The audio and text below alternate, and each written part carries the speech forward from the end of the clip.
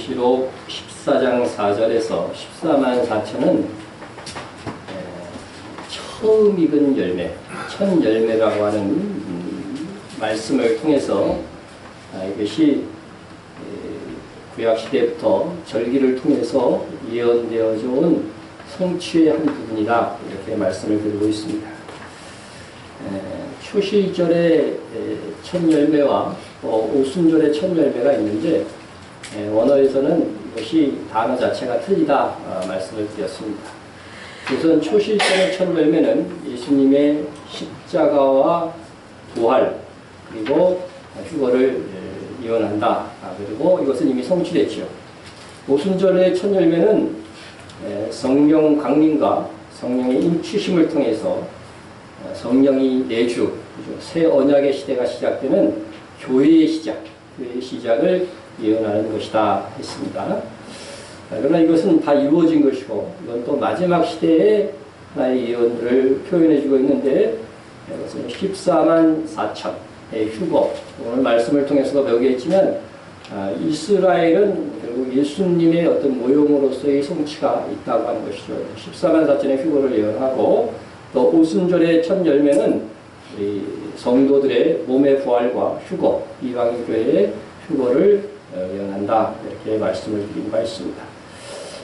이것은 우리가 초실절의 첫 열매의 원어상의 의미와 또 14만 4천의 의미하는 첫 열매가 같은 단어인 것을 통해서 우리가 지난 시간 생각해 봤습니다. 그러나 이것은 너무나도 중요한 것이기 때문에 성경에서 여러 가지 지도를 통해서 예언해 나오는데 그 중에 또 뭐가 있냐면 장자권과 또 11조로도 이것이 예언되어져 있다는 것이죠. 오늘은 이제 11조는 다음 주에 하고 오늘 말씀은 장자권에 대해서 말씀을 드리려고 합니다.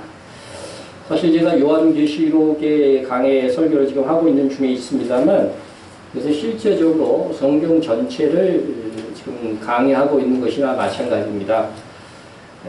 요한계시록은 성경의 마지막 책이기 때문에 성경 전체의 사상과 모든 예언들이 함께 이루어지는 것이기 때문에 속도가 좀 늦더라도 이것을 하나하나 설교해 나가는 것은 우리 성경 전체를 요한계시록을 통해서 잘 이해하게 하고자 합니다 하는 것을 여러분들 기억하시고 말씀을 들을 수 있기를 바랍니다. 장자권에 대한 예언도 이 14만 4천에 대한 이 휴거에 대한 예언이 된다고 하는 것을 일단 머리에 염두를 두시고 또 먼저 이 구약 성경의 장자에 대해서 어떻게 말씀하고 있는가 하는 것부터 살펴보도록 하겠습니다. 반드시 그 미움받는 자의 아들을 장자로 인정하여 자기 소유에서 그에게는 두 몫을 줄 것이니 그는 자기 기력의 시작이라 장자의 권리가 그에게 있음이니라. 옛날에는 부인이 두 명이 있을 수 있었잖아요. 그런데 한 아내를 너무 사랑한 나머지 첫째로 안 태어났는데 장자로 삼지 말고 아무리 미워하는 아내가 낳은 자식이라도 처음으로 그죠? 태에서 나온 아이를 꼭 장자로 삼아. 이 장자는 너희 마음대로 네가 사랑하는 사람이라고 해서 함부로 바꿀 수 없다는 거죠. 이 원칙을 분명히 지키라고 말씀하셨는데 여기서 장자는 히브리어로 버코르입니다. 버코르인데 이것은 오순절의 비쿠르, 첫 열매를 의미하는 단어와 단어를 사람에게 적용할 때 이렇게 나오는 단어입니다. 그래서 첫 열매와 같은 의미고 또 기력의 시작이라고 했는데 기력의 시작이 이게 바로 레시트, 이것은 초실절의 첫 열매와 토시 하나 틀리지 않는 똑같은 단어입니다. 그러니까 초실절의 첫 열매와 이 14만 초실절의 첫 열매와 장자, 이게 같은 단어라고 하는 거예요. 이게 오늘 꼭 기억하면서 설교를 들으시기 바랍니다. 그러니까 초실절의 첫 열매나 장자나 히브리 원어에서 같은 단어로 쓰여지고 있다는 것입니다.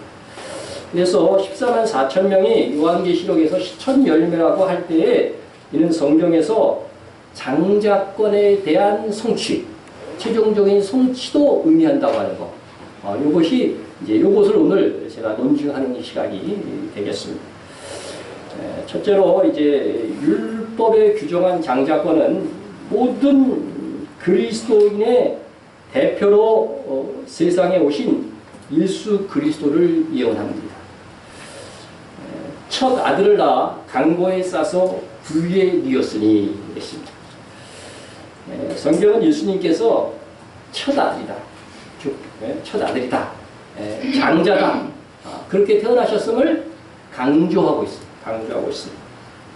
구약성경 스가랴서에도 보면은 예수님께서 우리의 장자로 오셨음을 암시하는 구절이 있습니다.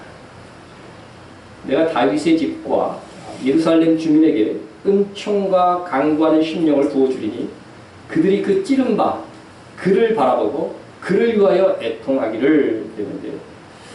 스가랴 선지자는 구약시대의 선지자이기 때문에 예수님이 십자가에 못 박혀 죽으신 것을 모릅니다. 유대인들이 예수님을 죽일 것인지 그것을 보지 못한 선지자입니다.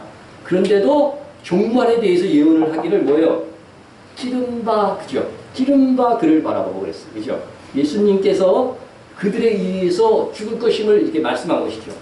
근데 그것을 깨닫고 그것을 이제 우리가 정말 우리의 그리스도, 유대인으로 왕에 오시고 우리의 대지상으로 오신 그리스도를 우리가 잘못 알고 죽였구나. 우리의 조상들이 죽였구나. 그것을 깨닫고 그들이 어떻게 돼요? 애통하며 회개하게 된다는 것이죠. 그래서 그때 보시면 하나님께서 은총과 강구하는 심령을 그들에게 부어주신다고 하는 것입니다. 이런 회개라고 하는 것도요, 내가 잘못을 깨닫아서 회개한 것 같지만요, 사실은 하나님께서요, 은혜를 주셔야 돼요. 회개의 영을 주셔야 된단 말이죠. 은총과 강구하는 심령을 주셔서 그래서 내가 비로소 회개하게 되는 것이죠. 그러니까 우리가 다 지나가 보면요, 우리 신앙생활은 다 하나님의 은혜인 거예요. 그래서 이스라엘 백성에게 이제 마지막 시대가 되면은요, 정말 그 은총과 강구하는 심령을 주셔서 예수 그리스도를 십자가에 못 박히건, 조상의 죄들과 자신들이 예수 그리스도를 그 역사 속에서 배척해온 그것들을 알고서 그들이 통곡하게 될 것이다. 근데 여기서 주목하고자 하는 것은 선지자가 유대인들의 이 통곡을 무엇에 비유했는가 하면 그를 위하여 애통하기를 독자를 위하여서 애통하듯 하며 그를 위하여 통곡하기를 오늘의 주제인 장자를 위하여 통곡하듯 하리로다. 이렇게 되어져 있습니다. 여기서 말하는 독자와 장자는 예수님의 위치, 신분의 위치를 말하는 거죠. 사실 독자와 장자는 이게 어떻게 보면은 일치될 수 없어요. 그죠? 장자라고 하는 것은 둘째, 셋째가 있어야 되는 거고, 그죠? 독자는 외아들이라고 하는 소리거든요. 자, 그러나 선지자는 이러한 비유는 하나님의 영감으로 기록된 것이다. 그래서 예수님은 하나님의 입장에서 보면은요, 유일한 친아들로서 독자입니다. 하지만 그렇게 해서 외아들인 거죠, 외아들. 그래서 하나님의 친아들로서의 독자. 우리는 뭐예요, 우리는 예수님이 어떻게, 우리도 하나님의 아들들이라고 성경이 되어 있는데 예수님이 얼마나 어떻게 외아들이냐 이렇게 하실지 모르지만은 우리는 뭐예요? 양자입니다. 그렇기 때문에 예수님은 외아들로서 독자라고 하는 것이죠. 요즘 보면은요, 제가 유튜브를 이렇게 보니까 사도신경이 비성경적인 것이라고 해가지고서 너무 조심 없이 함부로 말하는 사람들이 꽤 생겨났어요. 이것은 성경의 한 면만 보고 또 다른 한 면을 보지 못해서 그렇게 실수하는 것입니다. 그렇게 말하는 분들이 저는 악하다고는 생각하지 않아요. 그러나 이거는 성경을 한 면만 보고 이 두 면을, 양면을 다 보지 못해서 그런 실수를 범하는 것이다 생각이 됩니다. 그래서 사도신경을 비판하는 분들에 대한 오류에 대해서 제가 오류 예배 때 한번 설교한 적이 있었죠. 그때 한 가지 빠졌던 것들만 오늘 하나 말씀을 드립니다. 그것은 예수님을 외아들이라고 표현한 것이 이게 잘못됐다, 그렇게 말하는 분들이 있었다고 하는 것이죠. 전능하사 천지를 만드신 하나님과 그의 외아들 예수 그리스도를 믿사오니, 오늘도 우리 이거 고백했어요, 안 했어요? 고백했다고 하는 것입니다. 예수님이 외아들이라는 것이 왜 잘못된 건가? 요한복음 3장 16절에서 하나님이 세상을 이처럼 사랑하사 독생자를 주셨으니 그랬는데, 그 독생자를 아주 신비하게 이렇게 해석을 하고, 또 예수님이 하나님의 외아들이 아니다. 그 예수님은 세상에 태어나신 후에도 다른 육신의 친동생들이 분명히 있는 것이 성경에 기록되었기 때문에 외아들이라는 표현을 잘못 들었다. 이렇게 말하는 것이죠. 그러나 성경에서 예수님 외에 독생자라고 표현한 사람이 있어요. 이것은 예수님이 그 모습 그대로 태어날 것에 대한 모형이죠. 모형이죠.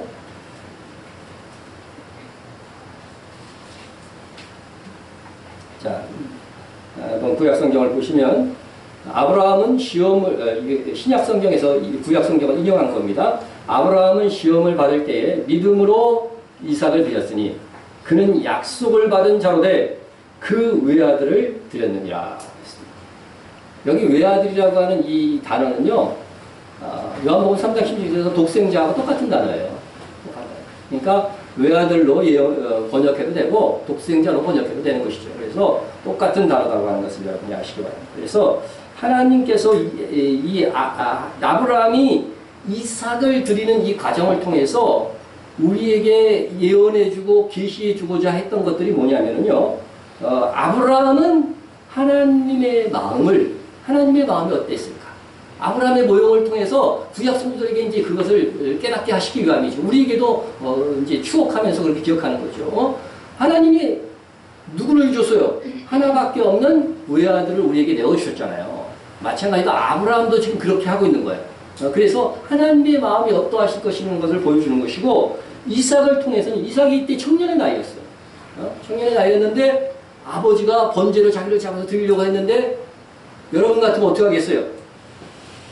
우리 아들이 여기 있는데 제가 잡아갖고 너 번제로 좀 드려야 되겠다 그러면 제가 어떻게 하겠어요?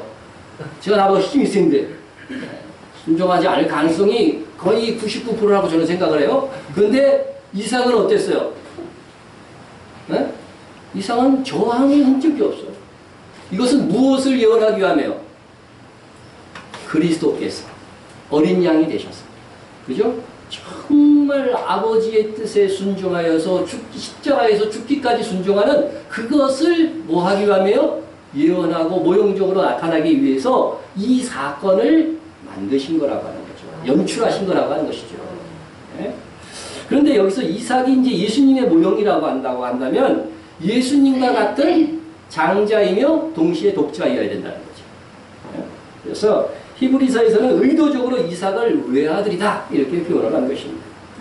그런데 아브라함이 이삭을 드렸을 때에 아브라함에게 아들이 이삭밖에 없었나요? 그때? 있었죠. 또 누가 있었어요? 이스마엘이라고 있었잖아요. 이스마엘이 있었다고 하는 것입니다. 그런데 왜 이삭을 외아들이라고 그런 거예요 도대체? 네? 여기 있잖아요. 그죠? 약속을 받은 자, 본처에게서 낳은, 그죠? 하나님께서 약속하고 예언하고 그 다음에 낳은 유일한 본처에게서 낳은 자식은 이삭이기 때문에 외아들이다 이렇게 표현하는 것이죠. 그래서 그와 똑같이 예수님께서는 하나님의 친아들로서의 외아들인 거죠. 반면 우리는 예수 그리스도를 믿음으로 양자로 어떻게 돼요? 이방된 거예요. 이방된 것입니다.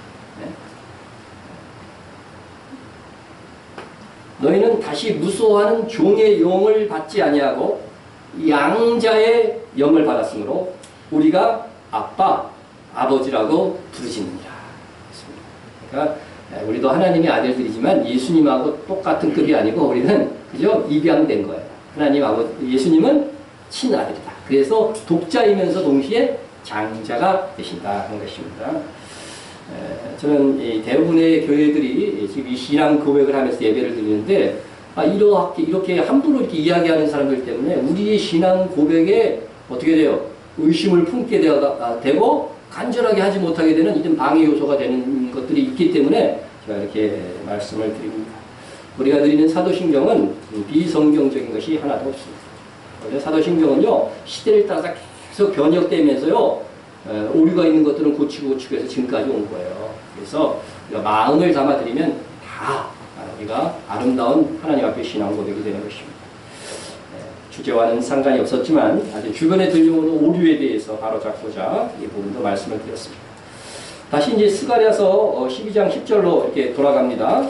그를 위하여 애통하기를, 독자를 위하여 애통하며 그를 위하여 통곡하기를, 장자를 위하여 통곡하듯 하리로다. 자, 유대인들이 이렇게 예수님이 자신들의 그리스도로 오셨다는 것을 알고서 독자를 위하여 애통하듯 울게 될 것입니다. 그런데요, 이 통곡은요, 누가 먼저 했어요? 하나님 아버지께서 먼저 하십니다. 이 통곡. 네? 외아들이신 예수님을 내어주시면서 하나님의 마음이 여러분 어땠을 거라고 생각해요. 아브라함을 통해서 그것을 우리에게 알라고 표현해 주셨잖아요. 네? 너무나도 사랑했던 가장 아끼는 사랑의 대상 예수님을 우리에게 내어주셨을 때에 하나님 아버지의 심정은요, 더 찢어지는 것이었어요. 통곡하셨다는 것이죠. 아버지의 통곡. 네?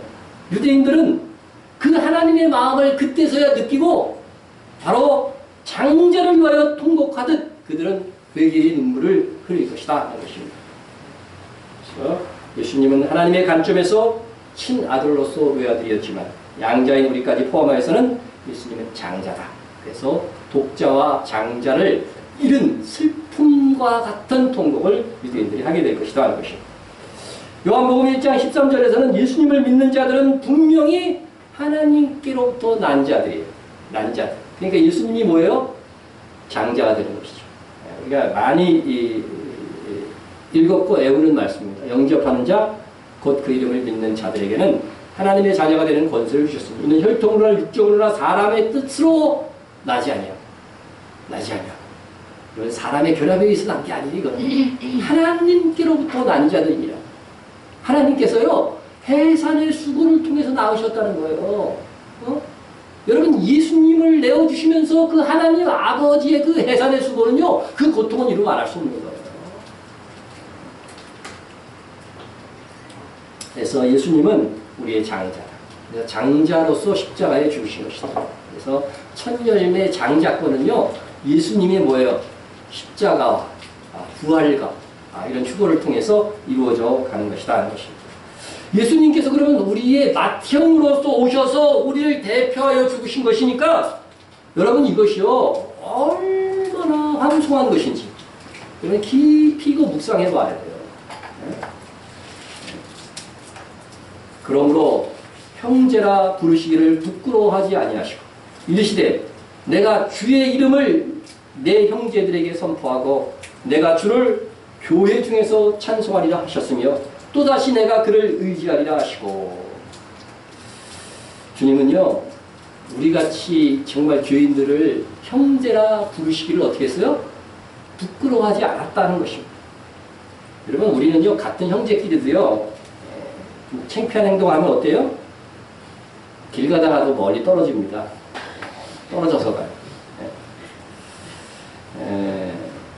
저도 옛날에요 우리 푸르미가 막 너무 짧은 치마 입고 다니고 그러면 창피했어요. 그러면 청년기에 어떤 권사님이 자기 아들이 어느 날 갑자기 연세대학교 다니는 놈인데 빨간 불을 머리에 들이고 온 거야. 바로 몸져 누웠어요. 창피한 거야. 너무 사람들 앞에 너무 부끄러운 거야 부모로서. 근데 예수님은요 하나님이십니다. 하나님 예수님께서 죄인인 우리를 형제라 부르시기를 부끄러워하지 않으셨다고 하니까 얼마나 이거 황송합니까? 그리고 내가 주를 교회들 중에서 찬송하리라. 여기서 주는 누구예요? 아버지 하나님을 얘기하는 거예요. 네? 여러분 예수님께서 교회라고 하는 것은 뭐예요? 우리잖아 우리. 네? 네. 우리와 같이 되셔서 하나님을 찬양한다는 거예요. 우리가 똑같은 위치에서. 그분은 주님으로서 찬양받으실 분이에요. 그런데 우리의 대표가 되셔서 우리와 함께 하나님을 찬양하는 위치로 내려오셨다고 하는 거예요. 이게 굉장한 정말 이 낮아짐의 은총이라고 하는 것이죠. 은총이라는 것이죠. 그리고 또 뭐라고 그랬어요? 내가 그를 의지하리라. 기가 막힙니다. 하나님은요, 예수님은 하나님이시기 때문에 누구를 의지하실 필요가 없어요. 그분은 홀로도 무엇이든지 가능하신 분입니다. 그런데 우리와 같은 인간의 몸으로 오셔서 아버지 하나님을 의지하지 않으면 살아갈 수 없는 그런 인간의 한계 속으로 인간의 연약함 속으로 오셨다고 하는 것이죠. 오셨다고 하는 것이죠. 이게 얼마나 황송합니까? 예? 왜 그렇게 하신 겁니까? 인간의 죄는 인간만이 대속할 수 있는 거예요. 그러니까 우리가 똑같은 인간이 되시기 위해서 이렇게 하신 거란 말이죠. 그래서 우리의 죄를 십자가에서 대신하여 죽으시기 위해서 정말 우리와 같은, 우리를 형제라고 부르시기를 부끄러워하지 않고 우리의 사람의 모양으로 낮아지셔서 이 땅에 오신 것이라고 하는 것입니다. 그래서 완전히 우리의 진정한 대표가 되기 위해서는 어떻게 돼요? 완전한 우리와 같은 존재가 되어야 되는 것이죠. 여러분들이 강아지의 대표가 될 수 있어요? 강아지 대표 되려면 어떻게 해야 될까? 강아지가 돼야 돼. 마찬가지예요. 우리 예수님은요, 우리의 대표가 되기 위해서 완전한 우리가 되신 거예요. 완전한 우리. 네? 그래서 여러분, 정말 우리를 너무 사랑하셔서 우리의 죄를 대신해서 죽으시기 위해서 우리와 같은 연약함과 한계를 가지신 사람이 되셨다. 여러분 한번 개인적으로 깊이 묵상해 보세요. 그뿐 아니라 예수님께서 다시 오실 때에도 하나님의 아들들, 우리 성도들의 장자, 맏아들로 오실 것이라고 말씀하고 있어요. 또 그가 맏아들을 이끌어 세상에 다시 들어오게 하실 때 하나님의 모든 천사들은 그에게 경배할지어다 말씀하시며, 예수님의 재림의 시기는 누가 결정하신다고요? 하나님 아버지가 결정. 여기서도 이제 그런 말씀이죠. 이 말씀도 히브리서 1장 6절도. 네. 그런데 예수님을 보내실 때 무엇으로 보내? 우리의 맏아들이에요. 맏아들. 그러니까 우리의 장자죠. 장자로 보내시는 거라고 합니다. 여러분 이 장자라고 하는 것은 무슨 의미가 있냐면 상속자라고 하는 의미가 있는 거예요. 상속권을 가진 분이라고 하는 거죠. 그래서 예수님이 뭐를 받아요? 하나님 아버지가 왕이시니까 예수님이 왕권을 받아서 왕으로 오신단 말이죠. 이것이 바로 맏아들로 오신다고 하는 그런 의미예요. 예? 그분이 장자권을 가지고 왕위를 받아서 다시 오실 때에 우리에게 이 뭐를 나눠줘요? 이 상속받은 왕권을 나누어 주시는 거죠. 너 2골, 너 5골, 너 10골 이렇게 하면서 나눠주실 거라고 하는 거죠. 우리가 다스릴 그런 분봉왕의 위치를 나눠주시는 거죠. 나눠주시는 것이죠. 그래서 예수님께서는 정말 사랑의 차원에서 우리의 신랑으로 오시는 것이지만 상속의 측면에서는 우리의 장자, 우리의 형님으로 오시는 것이다. 네? 그것을 꼭 기억해요. 그래서 우리가 충성하고 헌신한 것들은 사실 그 부분을 우리가 생각했을 때는 예수님은 우리의 형님인 거예요. 맏아들로 오시는 것이다 하는 것들을 여러분 꼭 기억하시기 바랍니다. 자, 그러면 장자의 특권이 구약시대에는 뭐였냐 하는 거죠. 네? 장자의 특권. 구약시대는 장자에게 갑절의 상속을 했어요. 갑절의 상속. 그래서 예를 들어서 삼형제가 있는데 부모의 재산이 4억이야. 그러면 첫째에게는 몇 억을 줘요? 2억을 주고, 둘째 1억, 셋째 1억 이렇게 주는 거죠. 제가 둘째인데 우리 집이 삼형제예요. 좀 억울해요. 둘째나 셋째는 차이가 없어. 근데 장자는 갑절입니다. 갑절. 이렇게 장자에게 갑절의 상속이 주는 것은 이 상속자의 대표의 의미가 있고, 상속자의 대표. 여러분 엘리사 선지자 알죠? 누구의 제자죠? 엘리야의 제자입니다. 엘리야의 제자. 그런데 엘리야가 죽음을 맛보지 않고 하늘로 어떻게 돼요? 승천하죠. 휴거된단 말이죠. 휴거되는데 휴거되기 직전에 엘리사가 스승 엘리야에게 구한 것이 있어요. 뭐라고 구했냐면 엘리야가 엘리사에게 이르되 나를 네게서 데려감을 당하기 전에 내가 네게 어떻게 할지를 구하라. 엘리사가 이르되 당신의 성령이 하시는 역사가 갑절이나 내게 있게 하소서 하는지라 기대했습니다. 저는 사실 이 청년 때 이 말씀을 볼 때 엘리사가 약간 교만하다. 이 엘리야가 어느 정도의 그 위대한 선지자였는데, 그죠? 거기에 더해갖고 갑절이나 자기는 더 세게 성령의 역사가 일어날 수 있도록 좀 구해달라고 이렇게 하니까 좀 이게 조금 건방지다 그런 생각을 했어요. 엘리야의 가진 능력의 절반이라도 제게 주옵소서. 이렇게 했으면 좋은데. 근데 이게 이제 그런 말씀이 아니고, 이것은 뭐냐면, 엘리야는 많은 후계자들을 키웠어요. 후계자들을 키웠는데, 그 중에서 뭐예요? 자기가 상속받는 자. 그죠? 이제 최고의 스승이 될 수 있도록. 엘리야처럼, 이제 엘리야가 떠나간 다음에 내가 선지자의 스승이 될 수 있도록 그렇게 구한 것이라고 하는 것입니다. 그래서 사실 엘리야가 승천하고 나서 바로 어떻게 돼요? 엘리사에게 그 영권이 임하죠. 그래서 요단강을 옷으로 치면서 이렇게 막 건너가는 것을 보고서 그 남아있던 그 선지자의 생도들이 다 누구를 따라요? 그 다음에 엘리야는 승천됐으니까 엘리사를 따르는 장면이 성경에 기록되어지고 있는 것입니다. 이렇게 장자 후계자에게는 갑절의 물적, 영적 상속이 이루어지는 것입니다. 그래서 예수님께서 맏아들 장자로 오신다고 하는 것은 상속의 대표지, 상속을 자기가 전부 다. 옛날에 우리 어머니 아버지들은요, 장자한테 다 상속해 주는 경우도 있었어요. 이거 성경적이 아니에요. 뭐 이건 성경을 떠나서 우리나라의 문제지만 아마 큰아들이 맞아 그렇게 받았다고 한다면 성경을 아는 사람이면 동생들한테 또 거기서 나눠줬겠지요. 하여튼 여기서 중요한 것은 장자만 상속권을 받는 것이 아니라고 하는 거죠. 일단 하나님 아버지께서는 맏아들인 예수님께 왕권을 상속합니다. 그리고 예수님은 재림하셔서 동생인 우리들에게도 우리의 공적을 따라서 각각 몇 골 다스리는 그런 왕권을 나누어 주시는 그런 상속을 하실 것이라고 하는 것입니다.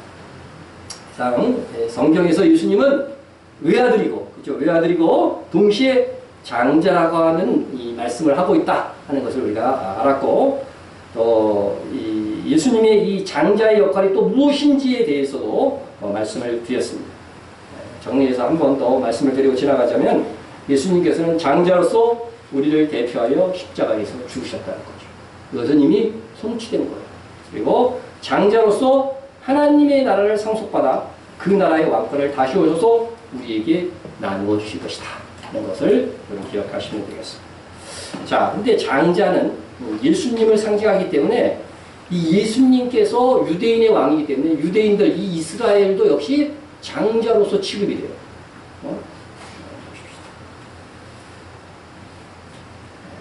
너는 바로에게 이르기를, 여기 너는 누구예요? 모세입니다. 모세. 너는 바로에게 이르기를 여호와의 말씀에 이스라엘은 내 아들, 내 장자라. 이스라엘은 하나님의 장자라. 이렇게 그건 뭐 하나님이 직접 하신 말씀이니까 분명한 말씀입니다. 그래서 예수님이 가지신 장자권과 같은 권리가 이스라엘 자손에게도 있다고 하는 것이죠. 예수님이 천열매라고 했는데 왜 14만 4천이 천열매냐? 이것은 여기서도 이게 증명이 되는 거죠. 그죠? 예수님이 장자권을 가지신 분이지만 이스라엘도 역시 뭐예요? 장자권을 가졌다고 합니다. 장자권을 가졌다. 자, 이스라엘이 장자면 이방인 그리스도인 우리는 어떻게 돼요? 그의 동생이지 뭐예요? 그죠? 동생이다. 이스라엘의 장자권은 하나님께서 이스라엘 자손에게 주신 하나님의 은총이기 때문에 우리는 그것을 받아들이고 존중해야 하는 거죠. 존중해야 돼요. 만약 둘째로 태어난 자가 첫째로 태어난 장자에게 형이라고도 안 불러. 에? 그리고 대우도 안 해. 그럼 이거 누구를 거역하는 거예요? 그 아버지를 거역하는 거죠. 그죠? 그 아버지를 거역하는 거죠. 그래서 우리 가끔 보면은 우리 김지현 집사님이 기도 제목을 이렇게 이제 얘기할 때도 보면은 우리의 장자인 이스라엘 이렇게 표현을 하더라고요. 그래서 그래도 말씀을 제대로 잘 들었구나 그런 생각을 하게 되었습니다. 자, 그래서 우리는 그리스도를 믿는 이스라엘 자손에 대해서 그 장자 대우를 해야 되겠고, 또 우리가 예수 그리스도와 이스라엘 자손을 모두 장자로 인정하는 것은 하나님의 뜻이라고 하는 겁니다. 하나님의 뜻이다. 그래서 우리는 동생으로서 형님 되는 유대인들이 하나님께서 부여하신 은혜의 이 특권, 이 장자권을 회복하도록 돕고 기도하는 것입니다. 다시 말씀드리지만 혹 이스라엘이 장자라고 한다면 이스라엘만 다 상속받느냐? 그것은 아니라고 했죠. 예수님의 경우도 그랬지만 그게 아닙니다. 그래서 장자는 상속을 받되 갑절의 상속을 받을 뿐이다 하는 것이죠. 그래서 성경에 보면 우리가 이미 읽었지만 장자로 인정하여 자기 소유에서 그에게는 두 몫을 줄 것이니 이렇게 말씀이 있는 거죠. 이것은 하나님께서 정하신 것이기 때문에 그대로 받아들이는 것이 하나님 앞에서 겸손이다. 그러나 이 상속은 하늘의 상급에 속하는 것이기 때문에 갑절의 상속자인 장자는요, 그에 상응하는 이 땅에서의 수고와 희생과 헌신이 있어야 됩니다. 그래서 14만 4천은요, 14만 4천은 성경에서 뭐라고 불러요? 하나님의 종들이라고 부르죠. 하나님의 종들. 그만한 뭐예요? 장자의 상속을 받을 만한 그들의 헌신과 수고가 분명히 있어야 된다는 것이죠. 한번 봅시다.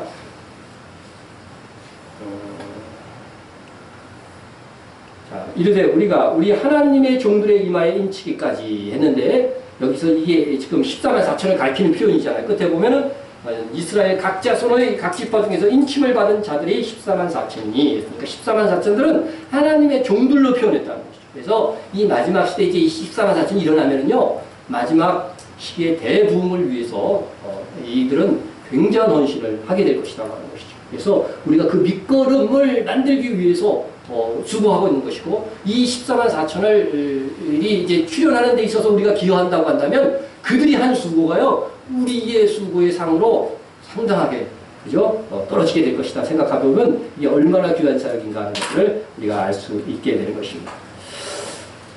자, 그러면은 이스라엘 장자권의 유래, 율법에 나타난 유래에 대해서 이제 다시 한번 점검해 보도록 하겠습니다. 장자권은 태초부터 시작된 원리예요. 그죠? 시작부터 시작돼요. 가인과 아벨에 있어서도 하나님께서 누구하고 얘기해요? 가인하고 대화하는 것은 가인을 대표자로 삼은 거예요. 첫 아들이니까. 자, 근데 이스라엘의 장자권의 출발은 이스라엘이 이제 출현하고 나서부터니까, 그것은 6월절, 첫 번째 6월절부터 이 이스라엘의 장자권은 출발합니다. 우리 성경을 아시는 분들은 첫 번째 6월절에 하나님께서 애굽의 장자이건, 애굽의 짐승의 첫 새끼건 어떻게 됐어요? 다 죽이시는데, 이것은 뭐냐면 장자를 죽이는 거는요, 대표를 죽이는 거기 때문에 전체를 다 죽인다고 하는 의미가 있는 거예요. 그래서 하나님을 대적하고 거역하는 백성들은 어떻게 된다는 거예요? 세상의 백성들은 다 최종적으로 어떻게 된다는 거예요? 이렇게 죽을 것이라고 합니다. 죽을 것이다. 그래서 애국과 소돔은 멸망할 세상에 대한 상징이다. 그래서 기술기도 나오죠. 우리 배웠죠, 이미. 나옵니다. 반면 애국의 장자들이 첫 번째 6월절에 이렇게 막 죽어 나갈 때에 이스라엘의 장자들은 죽었어요, 안 죽었어요? 안 죽었죠? 원래는 죽어야 되는데 안 죽은 거예요. 네? 왜 안 죽었어요, 근데? 대신 죽은 누군가가 있었죠? 누구였어요? 누구가 아니라 어린 양이 죽었어요. 그죠? 그 어린 양은 또 누구를 예언하는 거예요? 예수님을 예언하는 거예요. 네? 원래는 죽어야 되는데, 그러니까 장자의 죽음은 전체의 죽음이라고 얘기했죠? 이스라엘은 그 당시 뭐예요? 하나님을 믿는 백성이 유일한 백성이에요. 그러니까 이것은 하나님을 믿는 모든 사람들도 결국은 어떻게 돼요? 죽어야 되는데 어린 양이 어떻게 돼요?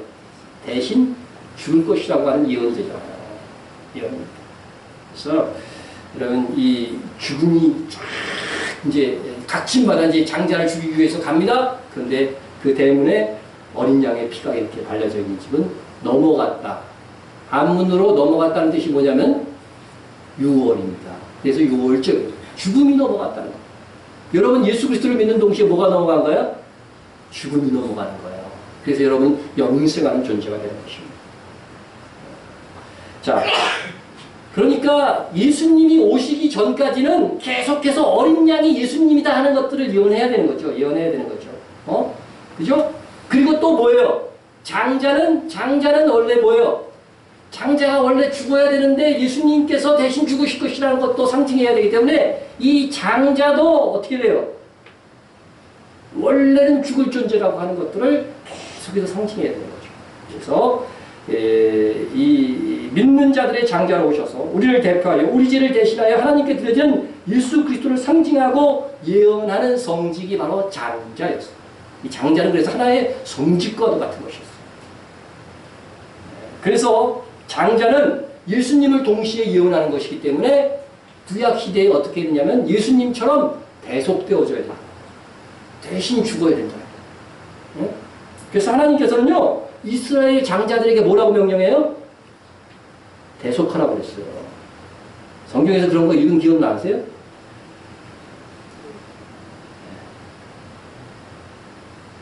내 아들 중 처음 난 모든 자는 어떻게 하라고요? 대속하자. 이 대속이라는 단어는 우리 지난주에 속량과 같은 단어다. 그죠? 구속이라고 하는 단어와 같은 단어다 하는 거 배웠죠? 첫 아들들은 다 대속하라는 거죠. 나머지 그 아들들과 집안 식구들을 위해서 어떻게 하라는 거예요? 첫 아들이 무조건 대신 죽어야 된다는 소리예요, 이 말이. 그것을 실제로 죽을 수는 없죠. 그런데 대속을 예언하기 위해서는 대속한 뭔가의 행위를 해야 된다는 것이죠. 해야 된다는 것이죠. 그래서 예수님께서 우리를 대표하는 장자로서 우리 죄를 위해서 죽으시는 것이 여러분 인류 역사에서 얼마나 중요한 일이면 1000년이 넘는 세월 동안 이스라엘 장자는 어떻게 돼요? 미리 대속해야 돼요. 그걸 예언하기 위해서 대속해야 되는 거죠. 어린 양도 그렇게 잡아야 되는 거고. 네? 사실 이스라엘 자손 전체가 이방인들에 대하여서 장자라고 했습니다. 그죠? 우리 그 말씀을 통해 확인했잖아요. 그런데 이스라엘이 장자인데 그 중에서 또 장자로 드리라고 하는 것, 장자를 대속하라고 하는 것은 장자는 대표이기 때문에 이스라엘 전체가 뭐예요? 대속의 의미가 있다는 거죠. 계속해서 그렇게 말씀을 드립니다. 자, 그래서 이렇게 이스라엘의 대속을 통해서 모든 믿는 자들이 장자로 오셔서 대속하실 예수 그리스도를 예언하셨다 하는 것입니다. 자, 그러면 구약 시대에 이스라엘의 장자를 대속하라고 했는데 이건 다른 형제들을 위해서 장자는 대신 죽어야 된다 이 말이 아니에요. 네? 근데 진짜로 죽이면 어떻게 돼요?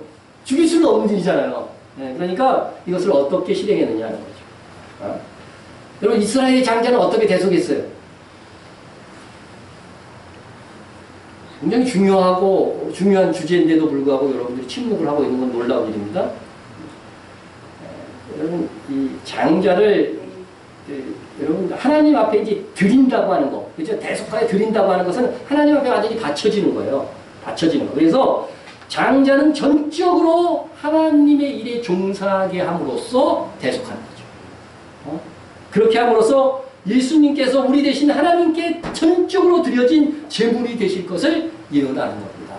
장자는 하나님께 드려지는 제물이 되는 거예요. 그래서 자기의 삶을 못 살고 어떻게 돼요? 전적으로 하나님의 일만 해야 되는 것이죠. 근데 이스라엘의 장자들이 그렇게 살았어요? 안 살았죠? 그럼 왜 그래요? 왜 그럴까요? 하나님께서는 기도 집안의 장자들이 다 없어지게 되면은 이 대를 누가 이어가요? 그죠? 다 하나님 앞에 바쳐지면은. 그래서 하나님께서는 장자 대신에 장자에게 한 지파를 드리라고 했어요. 어느 지파입니까?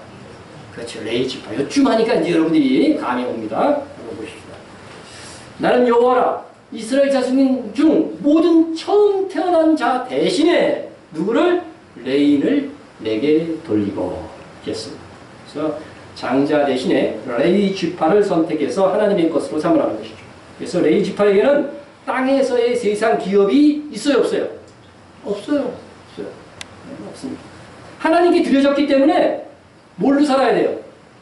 다른 지파에서 하나님께 드린 건물을 갖고 사는 거예요. 건물을 갖고 사는 것입니다. 그래서 구약 시대에는 레위 지파는 이스라엘의 장자를 대신하여 하나님께 드려진 지파다.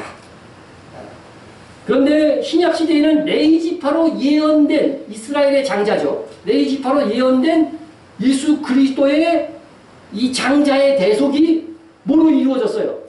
십자가로 이루어졌잖아요.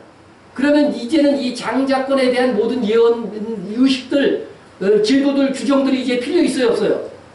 필요 없어진 거죠. 제가 계속 말씀드리는 건 성취된 것은 성취된 것은 예언적인 의식, 모든 의식은 어떻게 돼요? 폐지해야 된다는 거죠. 폐지 안 하면 그것이 아직도 안 이루어졌다고 하는 의미가 되기 때문에 반드시 폐지해야 되는 거죠. 그래서 장자권에 대한 것은 이제는 뭐 장자이기 때문에 두 갑절을 준다 이거 다 폐지되는 거예요. 다 폐지된 겁니다. 자, 그러면은 레위 지파는요 구약시대에는 12지파에 속했겠어요? 안 속했겠어요? 네? 하나님께 드려졌으니까 땅의 지분을 못 차지해요. 그러니까 이스라엘 12지파에게 뭐를 배분해요? 여호수아 시대 때 땅을 배분하잖아요. 그때 네 지파한테 특별히 뭐 요건 너희 땅이다 하고 줬어요?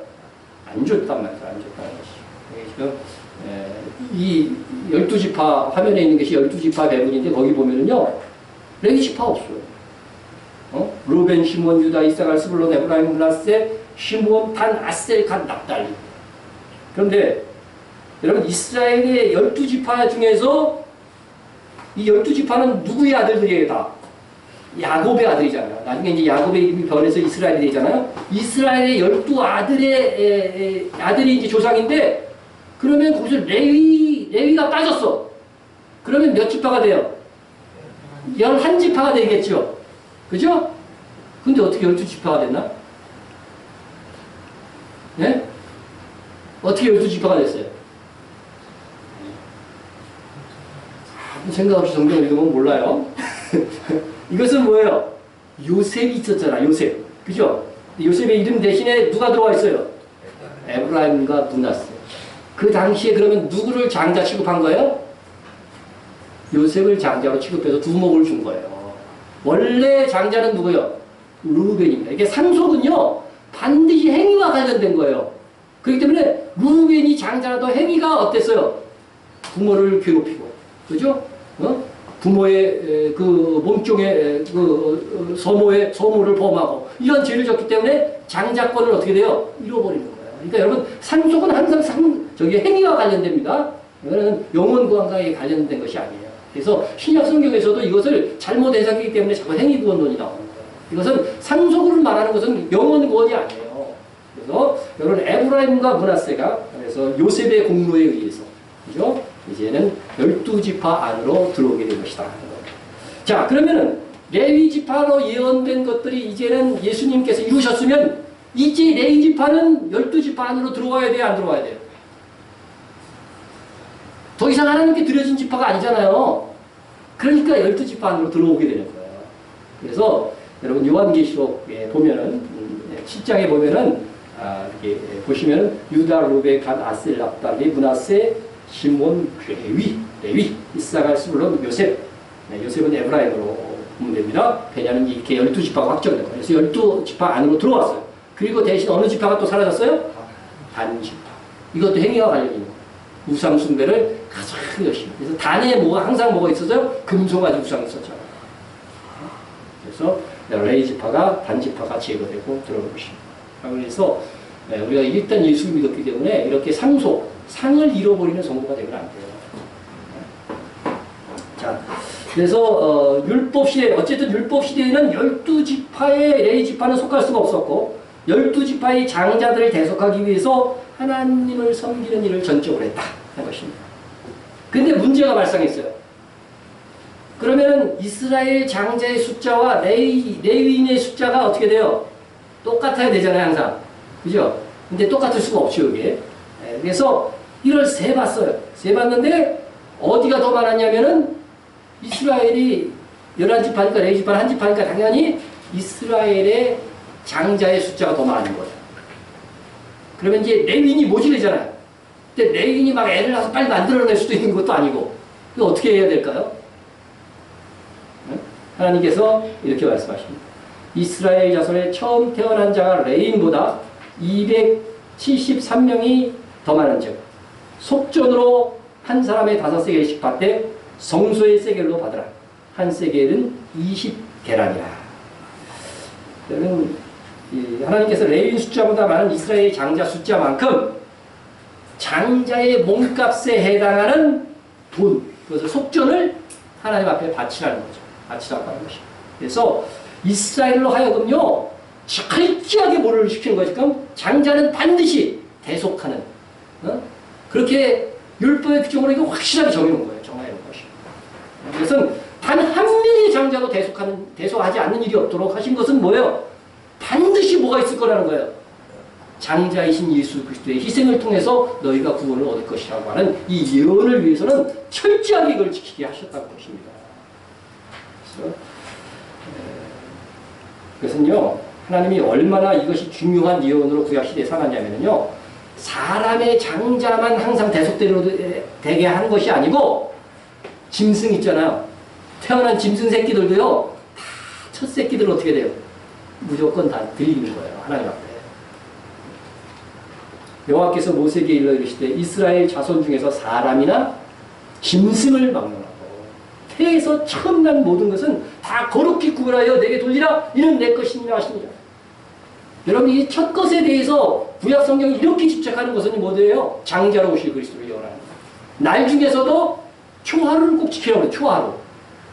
월삭이라고도 그러죠. 그것이 다 예수님을 예언하는 거예요. 마자들로 오실, 만물로 오실. 네?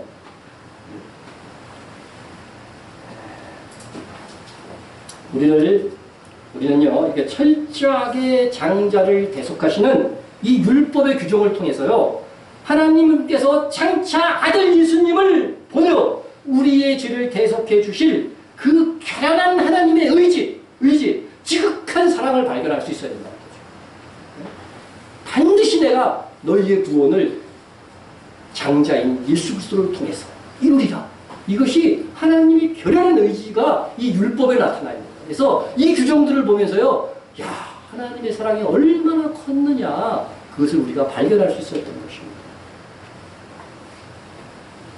다시 말씀드리지만 이 율법에 규정한 장자의 대속 규정은 예수 그리스도를 통해서 이미 성취되었기 때문에 이 규정은, 이것은 교회에 적용되지 않습니다.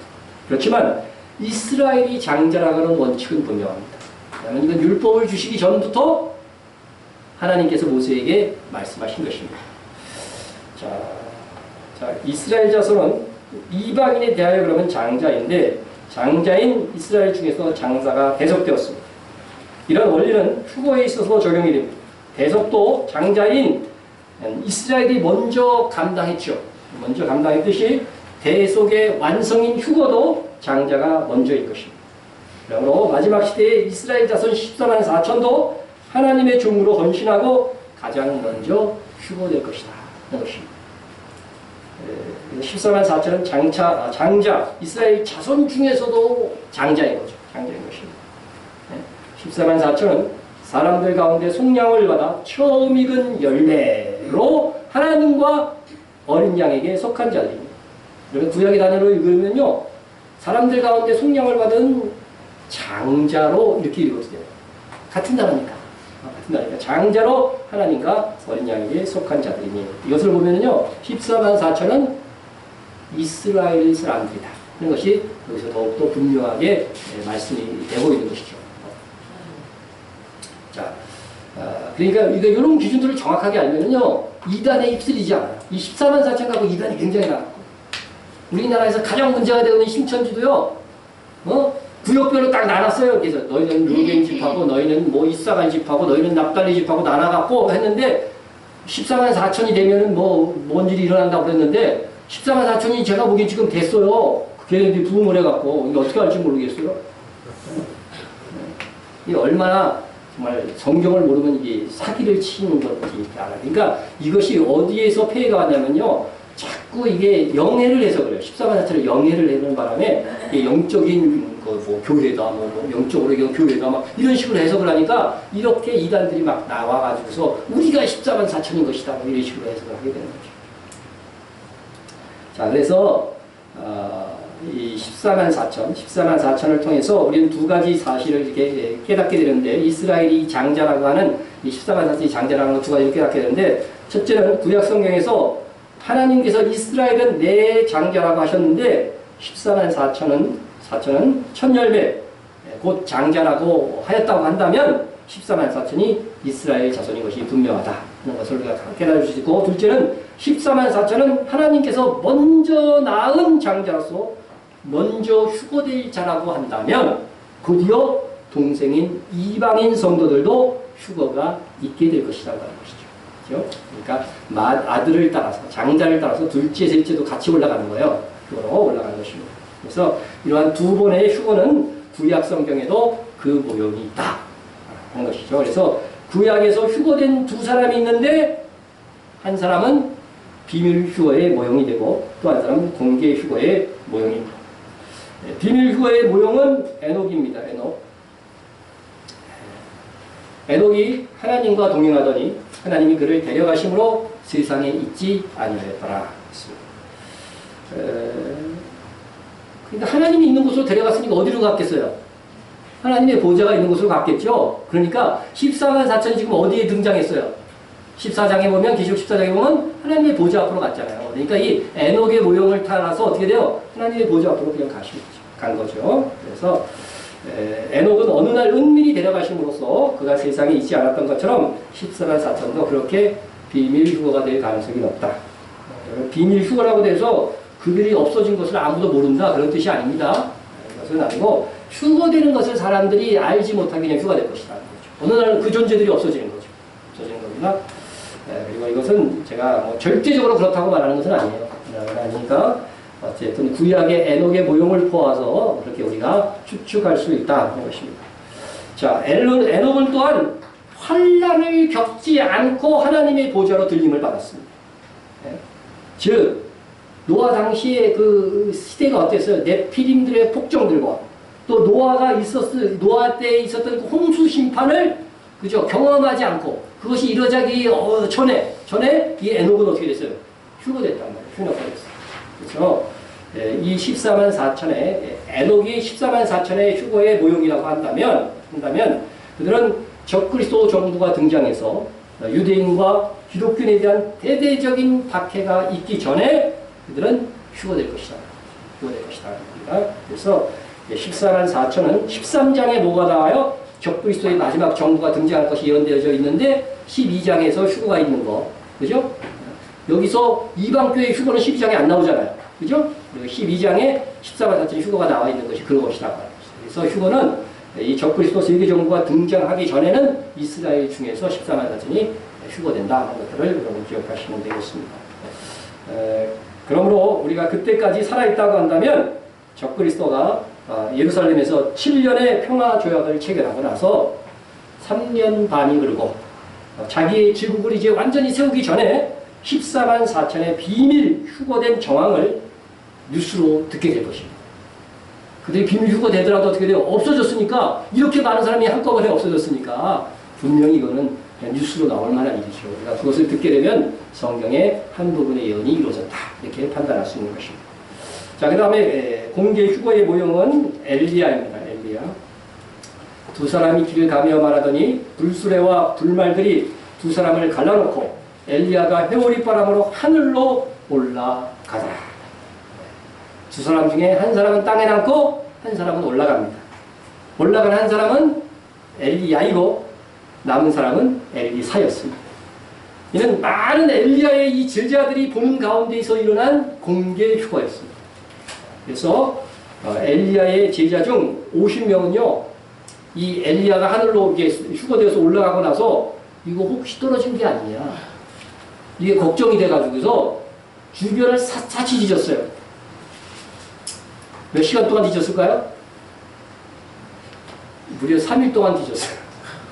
50명이 3일 동안 뒤졌으니까 사치 뒤진 거죠. 우리 엘리야 스승님 떨어지지 않았을까? 하늘 올라가다가. 네. 네. 여러분, 당시 휴거는요, 다 같이 하나님을 믿는, 그것도 어떻게 해요? 전적으로 믿는, 그죠? 생도들, 선지자 후보생들, 그들조차도 믿기 어려운 일이었어요. 그러니까 오늘날도 똑같다는 거죠. 우리가 자꾸 휴거 이렇게 얘기하면은 약간 이게 이상한 사람이 아니냐. 그렇게 취급받을 수가 있다는 거예요. 취급받을 수가 있습니다. 네. 그러나 엘리야의 이 제자들, 생도들도 종국에는 스승의 휴거를 인정할 수밖에 없었던 것처럼 땅에 남은 성도들도 이제 성도들이 휴거됐다는 것을 나중에는 인정할 수밖에 없게 될 것이다. 그러나 너희들은 휴거가 완전히 이루어진 다음에나 믿는 성도 중에도 그런 자들이 있을 것이라고 하는 것이 이 사건을 통해서 우리가 모형적으로 보여주시는 거죠. 또한 엘리야는 환난을 경험했어요, 안 경험했어요? 경험한 선지자예요. 3년 반 동안 흉년의 시기에 엘리야는 아합의 박해를 통해서 어떻게 돼요? 숨었어요. 그죠? 숨었습니다. 아마 이것은 적그리스도가 등장하는 후에 전 3년 반 동안의 박해를 예언하는 것으로 보입니다. 그러나 적그리스도가 자기의 제국을 세우고 더욱 무자비하게 유대인과 기독교에 대한 박해를 시작하는 두 3년 반 동안도 이 엘리야가 예언한 이 휴거의 이 모형을 봐서 우리 성도들은요, 적그리스도의 통치하에 어느 정도의 고통을 받게 되는 거예요. 왜냐하면 엘리야가 어떻게 됐어요? 3년 반이 지난 다음에도 어떻게 돼요? 아합과 이세벨이라고 하는 그 왕비에 의해서 계속해서 어떻게 돼요? 박해를 받았어요. 박해를 받았어요. 엘리야는 3년 반 동안 하나님께서 예비한 곳 사르밧 가부의 집에 있다가 숨어 있다가 갈멜산에서 바알과 제사장과의 다툼을 제사장들과 다툼을 벌여가지고서요 불로 제물을 사하는 이런 큰 이적을 행하고 바알의 선지자들 어떻게 됐어요? 450명, 850명을 완전히 죽여버렸죠. 승리에 승리. 네? 승리했어요. 그러니까 여러분 하늘에서 불을 내려서 죽이는 이것은요 엘리야의 모형이에요. 그죠? 엘리야의 모형. 그런데 엘리야에게 한 번 또 이런 일이 있었어요. 아합 왕이 엘리야에게 50부장을 보냈어요. 그러니까 50부장이니까 50명의 부하들이 있었겠죠. 왕이 좀 보자고 그런다고. 그랬더니 내가 말하면 니네들 다 불살라서 죽게 돼. 하늘에서 불이 내려서. 근데 어떻게 됐어요? 진짜로 하늘에서 불이 내갖고 50명이 다 불살라서 죽어버렸어요. 근데 여러분 계시록 11장에 보면 두 증인이 뭐예요? 하늘에서 불을 내리게 하여서 원수들을 멸한다는 내용이 나옵니다. 이게 엘리야의 모형이 그대로 기록되어 있는 거죠. 이것은 그래서 두 증인을 통해서 나타날 어떤 모형들을 이 엘리야를 통해서 또 보여주시는 것이죠. 그래서 이 엘리야는요, 그래서 계속해서 이렇게 적그리스도의 정부가 등장하고 나서도 어느 정도 시기까지는 고통을 받는 그런 사람들의 모형이다. 그렇지만 그런 사람들도 역시 휴거될 것이라고 하는 것을 보여주는 것입니다. 그러니까 우리가 그 적그리스도의 3년 반의 통치를 전혀 다 받지 않고 우리는 휴거된다 이런 것들은 사실 조금 잘못된 가르침이라고. 잘못된 가르침. 구약을 봐서나 신약을 봐서나 똑같다는 거죠. 이것은. 그래서 정확하게는 성도의 휴거는 적그리스도가 등장한 후에, 그것을 제가 적그리스도가 등장했다는 것은 적그리스도의 제국이 등장한 7년 대언약 중반을 얘기하는 겁니다. 그래서 3년 반이 지나서 얼마인지는 모르지만 짧은 기간일지라도 박해를 경험하다가 휴거가 될 거예요. 휴거가 되는 것이죠. 그래서 이 휴거는 하나의 상이기 때문에 그만한 수고와 그 믿음의 지킴이 있어야 된다고 하는 것입니다. 그것은 계시록 14장에서도 나중에 다시 확인할 수 있게 될 것입니다. 그래서 계시록 12장 마지막 절에서는 이방 교회 중 휴거될 자들을 뭐라고 표현했냐면 여자의 남은 자손이라고 표현했고, 이 남은 자손들과 누가 싸워요? 용이 싸우는 거예요. 왜냐하면 환란을 어느 정도 통과해야 되기 때문에 용이 이 여자의 남은 자손, 그죠? 이방 교회의 휴거될 자들과 싸우는 거죠. 용이 여자에게 분노하여 돌아가서 그 여자의 남은 자손, 곧 하나님의 계명을 지키며 예수의 증거를 가진 자들과 더불어 싸우려고 바다 모래 위에 서 있더라. 그래서 용은 후에 적그리스도의 정부를 세우죠. 이제 12장이 끝나고 나서 13장에 가면은 적그리스도의 정부를 세워요. 세워가지고서 여자의 남은 자손을 박해하려고 합니다. 그러나 조금 그 박해를 경험하다가 여자의 남은 자손, 곧 이스라엘이 아닌 이방 교회 중에 휴거될 자들의 휴거가 있게 된다 하는 것입니다. 이렇게 보면요, 휴거가 두 번 있을 것과 한 번은 비밀 휴거로, 한 번은 공개 휴거로 있을 것, 또 한 번은 후 3년 반의 환란 전에, 또 한 번은 환란 중에 휴거될 것까지 성경이 다 계시되고 있다 하는 것을 우리가 알 수 있게 되는 것이죠. 정리해보면 이렇습니다. 우리 화면에 보듯이 휴거의 모형은 구약시대의 에녹과 엘리야. 그리고 휴거의 성격은 에녹은 비밀 휴거, 엘리야는 공개 휴거. 휴거될 위치, 에녹은 하나님의 보좌, 엘리야는 공중입니다. 물론 공중에서 주를 맞이하고 다시 하나님의 보좌로 가는 것입니다. 휴거의 성취는 14만 4천이 에녹에 대한 휴거를 성취하게 될 것입니다. 이스라엘 교회 중에서. 그 다음에 엘리야의 공개 휴거의 이 성취는 여자의 남은 자신 이방 교회의 휴거로 성취될 것이다 하는 것입니다. 여러분 정말 성경을 깊이 연구하고 살필수록 참 놀랍다는 생각을 하게 됩니다.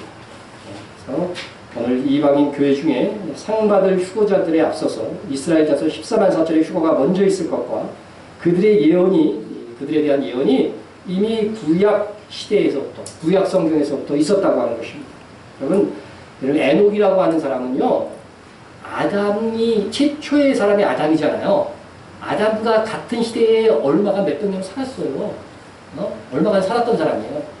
그러니까 여러분 이 에녹을 통해서 이 예언되어졌다고 하는 사실이 정말 놀라운 것이죠. 그래서 이 얼마나 이 중요한 사건이고 얼마나 정말 이 귀한 사건인데 태초부터 그죠? 최초의 인간 아담이 있었던 시절부터 에녹을 통해서 이 사실들이 예언되어졌고 그 계획이 어떻게 돼요? 유구한 역사를 넘어서 이제 역사의 마지막에서 이루어지기 직전이라고 하는 거죠. 네? 그래서 하나님의 태초의 이 계획이 이제 종말이 되어서 이루어지기 위한 이 정말 이 현실, 네? 여러분 얼마나 중요한 하나님의 계획이었으면 마지막 시대에 이루어질 일인데 태초부터 작정해서 에녹이라고 하는 인물의 모형을 통해서 예언한 것일까? 우리가 그 일에 조금이라도 기여한다면 이것은 정말 놀라운 일인 것이에요. 놀라운 일. 일할 수 있고 기여할 수 있으면 정말 감사해야 됩니다. 그렇다고 해서 휴거는 14만 4천의 전유물이 아니다. 오히려 우리 이방인의 교회가에 있을 휴거가 진짜 공중에서 주를 영접하는 휴거이기 때문에 그렇습니다. 이 휴거가 예수님과 사도들이 예언한 휴거입니다. 14만 4천의 휴거가 여러분 리허설이었다고 한다면 우리의 휴거는 뭐예요? 본무대입니다. 리허설은 사람들에게 공개되지 않습니다. 본무대는 사람들에게 공개되는 것입니다. 우리의 이방인 교회에 약속된 휴거는 공개 무대예요. 그래서 어린 양께서 우리를 데리러 오시는 것입니다. 여러분 이 약속이 성경에 예수님께서 직접 하셨습니다. 내 아버지 집에 거할 것이 많도다. 그렇지 않으면 너희에게 일렀으리라. 내가 너희를 위하여 거처를 예비하러 가노라. 가서 너희를 위하여 거처를 예비하면 내가 다시 와서 너희를 내게로 영접하여 나 있는 곳에 너희도 있게 하리라. 하나님의 보좌 앞으로 우리가 다 휴거돼서 갈 것에 대한 주님의 말씀이 이미 있으셨던 것입니다. 그날에 우리가 상 받을 자로 설 수 있도록 오늘을 우리가 살아야 될 것입니다. 이방 교회 중에 휴거 받을 자들을 향해서 하신 말씀이 뭐냐면 어떤 사람들이냐고 표현했냐면요. 하나님의 계명을 지키는 예수의 증거를 가진 자.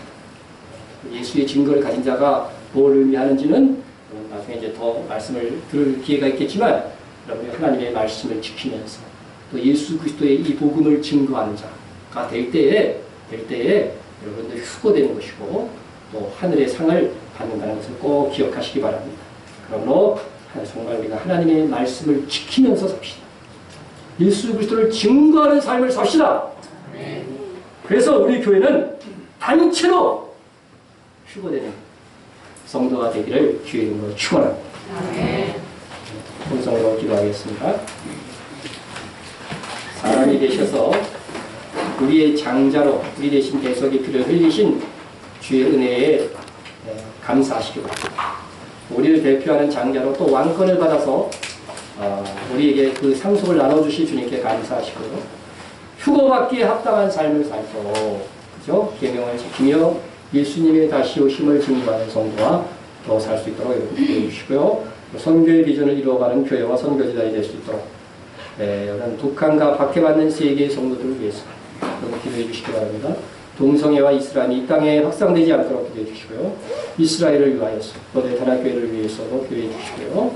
교회 부흥과 목회자와 선교사와 성도 간 충고 또 열악한 성도들을 위해서 꼭 기도해 주시기 바랍니다. 기도하겠습니다. 하나님 아버지